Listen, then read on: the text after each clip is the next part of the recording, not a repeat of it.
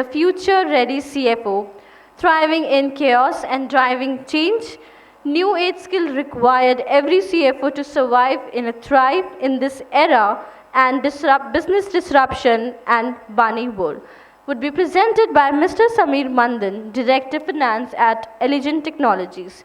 Mr. Sameer Madan is a qualified chartered accountant from India, CA, certified public accountant, CPA USA, works works accountant from India, CWA, and current heads at Finance Agilent Technologies. His area of expertise lies in record to report R2R financial plannings and analyzing the quote cash Q2C. He has worked in many countries as a finance controller in a big advocate of leveraging technology for a real time on demand business reporting insights and fields in today's disruptive business environment. Benchmarking help drive strategy and gain market shares. Everybody, I would request you to please give a big round of applause for Mr. Sameer Madan. Good afternoon, everybody. Zoya has given me the toughest job to speak after a sumptuous lunch. Hope none of you will go to sleep. I'll try my best to make it as interesting as possible. So my topic is the future-ready CFO, how to thrive in chaos and how to drive change in today's business disruption and BANI world. Hopefully all of you know what BANI stands for. No? BANI is the antidote now of VUCA. Earlier it was a VUCA world, now it's a BANI world. BANI is brittle, anxious, non-linear and incomprehensible. So in today's world, business disruption is such that we just don't understand it. Every day is a new day, and as CFOs, we have to be ready to embrace change and also thrive in it and also then drive the change in the entire organization. So I normally start with my presentation with a cartoon. Finance people are boring, so just to make it more exciting. So what this talks about is the economic modeling of our economic modeling suggests that we need to remodel. As I said, businesses are being disrupted faster than the speed of light. Thankfully not sound, but the thing is that unless and until you really see what is coming your way, you will not be able to survive. The average age of a Fortune, for S&P 500 company is just 18 years. It was 65 till 2010. The number of companies which have gone down are unbelievable. BlackBerry was my favorite device. I still miss it. Unfortunately, now they don't have a device. They couldn't see the touch phone revolution coming in. They just vanished. In the earlier panel discussion, I talked about Jet versus Indigo. Jet was a fabulous airline. Unfortunately, it couldn't see what it was, competing with and had to lose business. So I think it's very important for us to continue to remodel our business, see where we stand vis-a-vis the competition, and then clearly adapt as quickly as we can. So the future of finance normally is debated from two axioms. Is it technology or new skills? I would say both, and a new skill is also a new will. Skills and wills go hand in hand, and unless you have the right will, you will not be able to keep up with the change. Somebody will come copy your product or service, eat away your lunch. The maximum amount of time you have to get top dollar for your product or service is about 6 to 9 months. Somebody will copy it, somebody will come up with a near clone of it.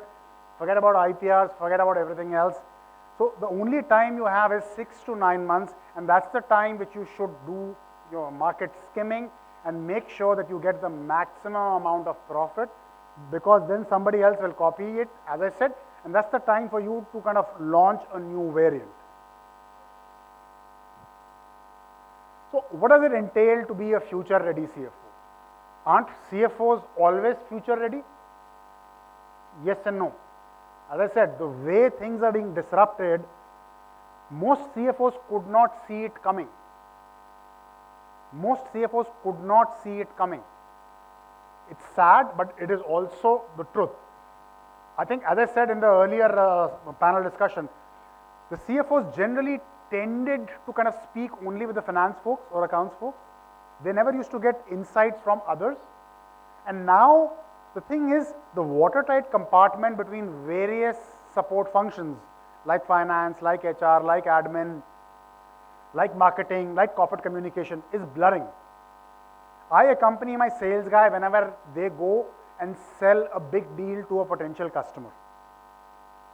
I always tell my sales guy, we will never say no. If he's asking for a higher discount, I will give it, but I will tell him to promise me additional $20 million worth of business. I think I'm a pretty good salesman myself. And that has come only because it's my understanding of the business, it's my passion, it's my energy, and lastly, it's my perseverance. So we'll talk about those skills as well. And it's very, very important for all of us to know that now the technical skills are a given. They're still very important. I'm not saying they're not important, but technical skills are a given. It's your softer skills and other skills which I will talk about, which are more important for you to steer the company wherever you're working towards the shores and then back into the seas, and then back to the shore and back into the seas. Many CFOs ultimately never feel like coming back to the shore. In an economic uncertainty, it's good time for you to come back to the shore. It's just an analogy. Check your ship and make sure whatever repair and maintenance is required, and then go back into the sea. And the time when you are at the shore, that's the time when you are supposed to spend with all your stakeholders, trying to understand where we can do better. And amongst the stakeholders, my favorites are my directors and my shareholders, followed by the financial analysts which cover my stock. We are a NASDAQ based company. The amount of insights I get from my directors, my top shareholders, and more importantly, the financial analysts covering my stock is awesome. So that's also very, very important. As I said, we live in the era of business disruption. There is no business which has a permanent shelf life. Somebody will come and disrupt your lunch, and you have to be ready for it. And that's why it's very, very important to see what is happening around all of us. We're now coming back to the era of monopolies all over the world. All over the world. Business is getting disrupted because it's almost like going back to barter. You look what is happening now, the way we import oil from Russia, we're now giving back them in medicines, same with Venezuela. So the whole world is changing, and it's important for us to be on top of it because the entire world is one day interconnected and the next day not connected at all. From just-in-time inventory to just-in-case inventory. And again, there is nobody better than the CFO or finance folks in general to see what is happening, to be able to predict what will happen in the future, and then go and take back this message to the CEO, to the sales head, to the production head, to the marketing head, to the communication head, to also the HR head. So, we've kind of talked about enough on leading the digital strategy, data mining, on-demand reporting, ability to generate actionable insights real-time online. But trend is your friend, we have to catch it early. But how do we do it? It's only when I've freed up my entire time to kind of, just be looking after bookkeeping or compliances or some kind of a report which I have to publish. The company where I work for, we've created a bot where any sales guy can speak to the bot and say, tell me how much of orders I've done vis-a-vis my quota. So there is no need to even log on to SAP or HANA or Power BI tools which we have to find out how you're doing vis-a-vis the quota. It's like a Ask HANA. The name of the bot is Ask HANA. You can actually speak, you can also type, but you can also speak. So the ability to be able to generate those real-time reports on demand is paramount. Most people don't ever pull out a report because it's complicated. You will get Excel sheets. I've seen many finance people send a mail, please find attached this Excel sheet. They will never do a synopsis. So this bot which I kind of created is nothing but a simple query I wrote on a Power BI tool, and the sales guys love it. And what I do? I also send a report to the sales VP that how many sales people are using it. Are they your top performers? And if they're not using it, why are they not using it? The key is the various reports we have, how many people use it, and if they don't use it, how do we incentivize them to use it? The other example I'll give you on real-time, on-demand reporting, which will generate actionable insights, is that during COVID, what happened was that there always a healthy, I won't use the word fight, but there's a healthy friction between sales and finance. All of you would agree? Yes? Very few people agree, So for years, I was trying to set up my sales incentive compensation based on profitability. And sales guys are sales guys. They're like your in-laws, so they always win. Both sides, in-laws from both sides. I'm not picking up any gender thing. Or you can say they're like your spouses. They always win. Again, gender agnostic. So, when COVID came in, that's the time when you have to be ready with the idea, be ready with all your business models, and then you can go and present to your C-level executives so that this change can be implemented. And I was working on this idea for the last, I think, 7 years in the company. And then when the time came that, top line was at best mediocre, bottom line was also mediocre, how do I get better bottom line?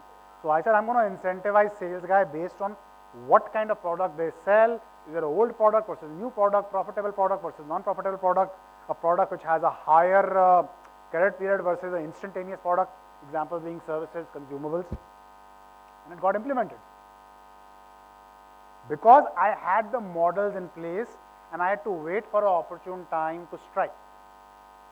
So data is always available, all your insights, all your ideas are always available. Make sure that you use your ERP to the fullest and be able to generate something which will create excitement. Again, excitement will get created only when the time has come, and nobody can stop an idea whose time has come. The time will come. The time will come. The other example I can give you on actionable insights and using analytics.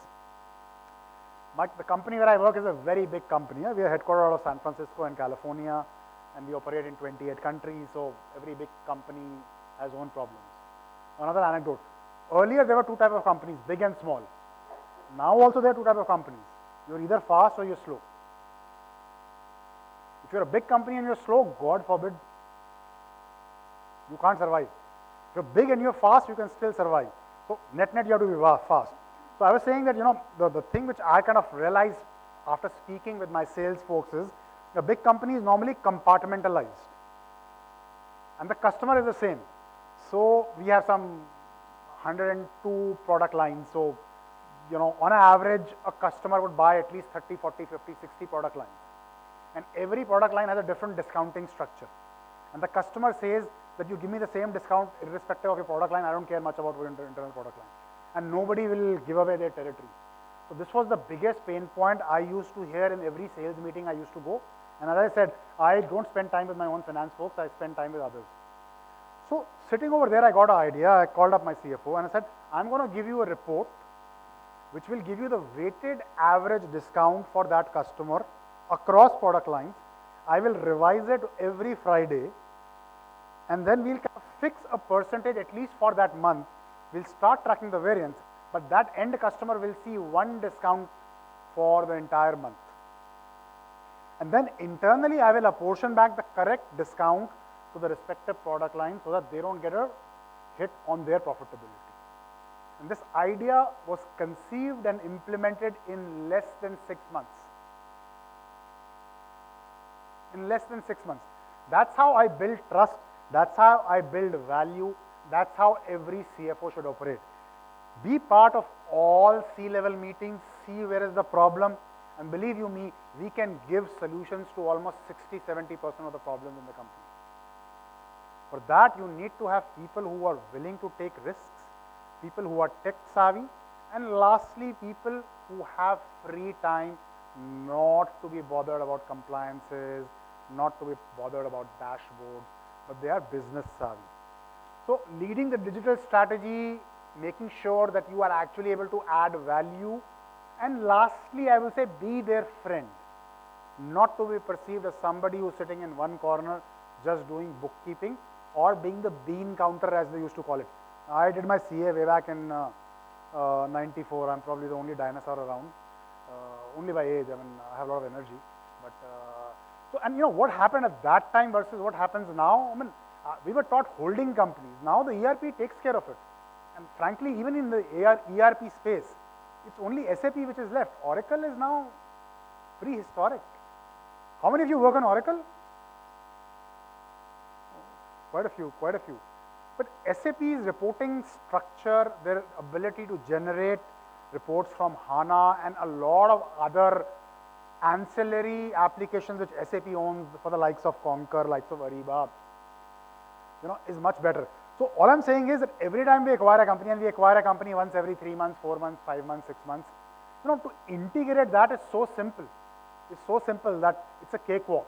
So, your accounting knowledge is not as much required as it was earlier.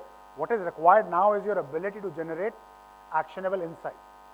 The second point is kind of linked. Continue to revisit the internal business flows, competitive landscape, and the operating environment. Things change so fast, you don't realize when they've changed. With the merger of HDFC and HDFC Bank, we have the world's 4th largest bank. I think ICICI Bank and Axis should be really scared. The sheer amount of cost they will cut from the HDFC side. I mean, Deepak Parekh is now retired. A lot of high-ranking officials have now retired. The amount of office space they will save.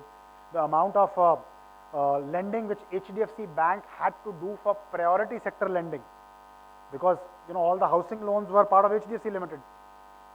So did ICICI Bank know this was happening? There were signs available. If you see a simple graph of HDFC Limited and HDFC Bank, HDFC Limited share price was rising a lot more than HDFC Bank. So monitoring the competitive landscape and the operating and because of the merger, of the upcoming merger. The point I'm trying to say is, spend least amount of time in your day-to-day job, attend the AGMs of all your competition, buy 1 or 2 shares of your competition and attend their AGMs, see what is being discussed, what kind of questions are being asked. I think the timer is telling me something. Ability to communicate with stakeholders more than ever before. Learn the art of storytelling. Nobody can succeed unless they are able to tell a story. Even finance guys. And we're doing a better job.